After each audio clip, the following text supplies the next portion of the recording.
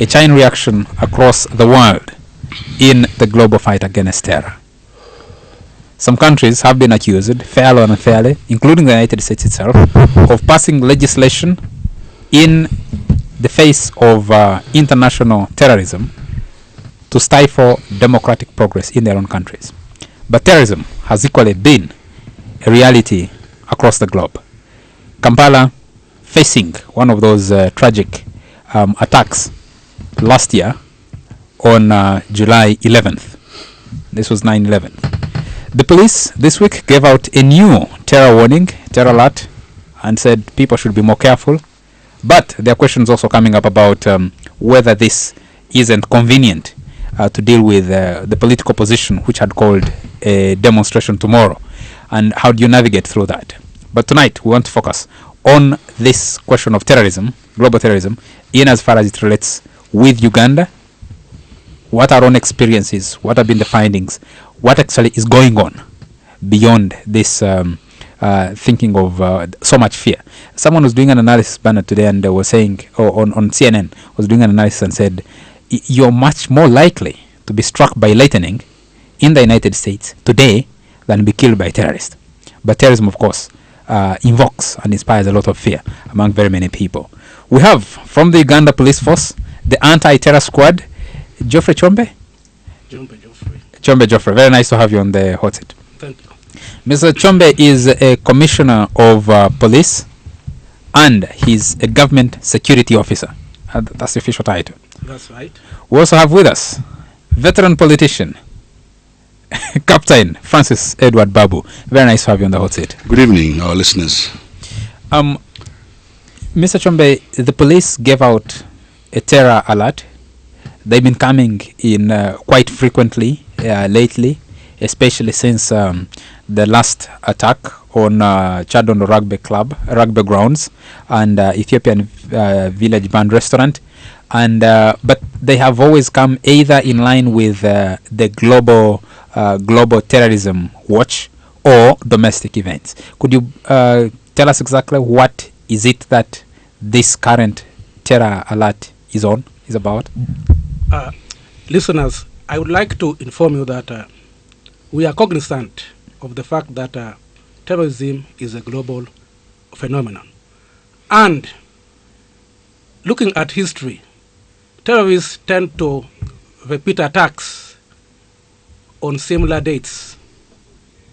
So we are cognizant that we are approaching one of the days when one of the tragedies occurred in the States. As the Inspector General issued a press release, he was emphatic on that the threat of terrorism is real. They can attack anywhere. That's why we, as the police, we have heightened security to save the lives and the property of our citizens. It is nothing strange, but we are cognizant of the ever-lingering threat. So it should be a routine alert, nothing specific, nothing to worry Ugandans. They love to enjoy their lives. They're still going out in spite of the economic hardships. They're still feeling happening places every evening. Yeah, that's certain. We know that the threat is there, but we have not prevented the people from going with their lives normally. Is there a specific threat against this country? Continue their lives normally. Is there a specific threat against this country, against this city, that you have intercepted? As I told you earlier, the threat is always there. There are no specific threats, but we are cognizant of the threat. We know there has been the threat of the ADF. We know the Al-Shabaab has ever issued threats against us, but we are handling them. But we are basically now focusing on 9/11. We are putting all the necessary security measures to assure our people. But we, at the same time, urge the public to continue with their lives normally. How is that possible? When you're telling people watch out, by saying walk normally, normally they don't follow in tandem. If you tell someone watch out, they pause and then calculate their next What I want to tell the listeners is that the issue of watching out being alert must be something which we must inculcate in ourselves. It shouldn't be on a specific day. You must be alert all the time. That should be a character that we must get used to, because the threat is ever there. Mr. Chombe, why should Ugandans trust the Uganda police, and especially your department, the anti-terror squad, to be warning them and take your warning seriously when there was an attack in this city and you hadn't warned about it? And you did nothing to prevent it. And close to 100 people were killed. 86 people were killed in this town. It's unfortunate that that happened, but we have always taken due security measures in place. Even in the developed countries, those countries which have all the facilities, they have ever been attacked. So terrorists can strike anywhere at any time, but at any one time, we must be prepared. We must, as a country, put all the necessary means to fight the threat, and that's why we urge the public to always be with us. Vigilance. What exactly are you asking for from the Ugandan public?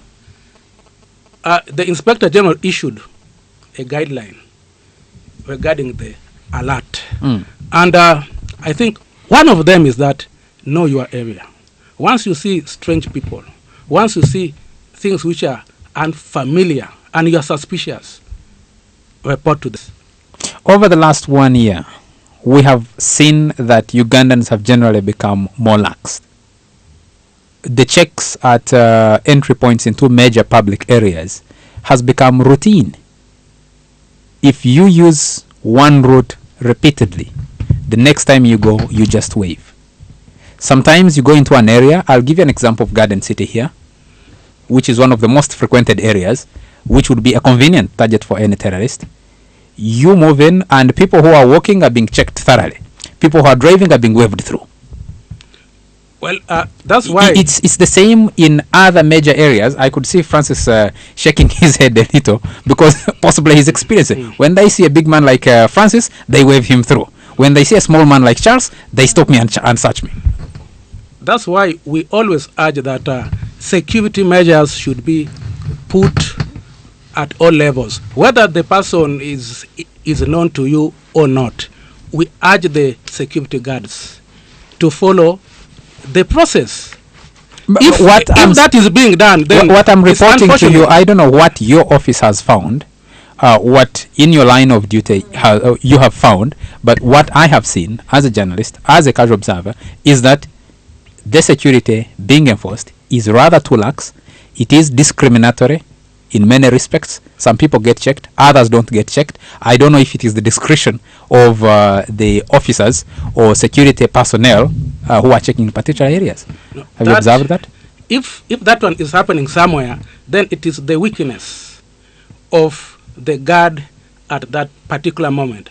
But we have teams which have been going around trying to improve, because I know we are not perfect all the times, but there are measures being put in place to correct those mistakes. There is a curious question that always comes up, that the Ugandan police has tended to act in the line of these terror threats, where politically convenient, and to disable some political activity, especially that of the opposition. And this specifically is in line with, I had Andrew Sorowen, Byakagaba, your boss at the anti-terrorism squad, and others were talking about, were talking earlier today about the call by activists for change to hold a demonstration tomorrow, and they were saying, in the face of these domestic and international terror threats, we cannot dare allow a political demonstration in the city. No, but and that might be interpreted, rightly or wrongly, as the police aiding the politics of the country to stifle other dissenting views and opinions. I don't agree with you on that. I gave you the background that the current security being put in place is in relation to the threat. If any other issues come up, the police will definitely handle it as and when it comes. But they will also handle it taking into account the magnitude of the case. Captain, let me turn to you just before we take the break. Yes. 10 years ago, in the United States, about 3,000 people were killed when terrorists got onto airplanes. Fortunately, a flight captain got onto planes and flew them into strategic buildings, the Twin Towers in New York and other buildings, and killed in the Pentagon, and killed so many people. Unfortunate, very unfortunate. President Bush at one time contemplated ordering, he actually gave an order to blow one of the planes that had passengers, civilian passengers on it, before it got into the building, but by the time his order went through here, it had already hit the building. Global terrorism is a reality. Yes, it is. No one doubts that. Yes. Uganda has faced a bit of it. Yes. But whether our investigators, our security has been able to track adequately and say, this is the plotting of the threat, this is how we are intercepting it, and this is what we think. To give a little more detail to the Ugandan public so that you don't cause unnecessary panic among the population. Yeah, I think you've said that the terrorism all over the world is a reality. It is known. We are also involved in one of the countries where terrorism is supposedly the hub is. Therefore, our country is faced with a little bit of a problem, and the ADF has never given up. They are still at it. So this country is faced with terrorism. Now, our covert operation, and I want Mr. Chobe, you have to be you have to give him some leeway. He will not tell you everything. He's not going to tell you how they get their information, how it is done. But this country, in liaison with other countries, they have got a network and they receive information from each other. And this information is used. Maybe rightly and wrongly, they do not tell us what to do because of certain reasons. But they do have information. That much I know.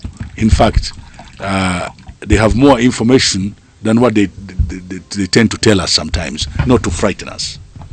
So, and that sometimes can be costly, because yes, from what we saw in July last year, the security agencies, including the police, said they had some information, but they didn't give that information. They didn't share that information. No, they didn't share that information because at one time, you see, you just brought a very good example. The President of America wanted an airplane blown. In between, people were saying, no, sir, it's against human rights. Another guy would pull. So it is not one man's show. There are arguments that take place before these are carried out. I'm not defending them. All I'm trying to say is that there are people who say do it and others say do not do it, depending on how they look at it. And it was unfortunate that we had that problem because actually the police had that information. You're right. Can we take the break and come back to this discussion? KFM Hot Seat.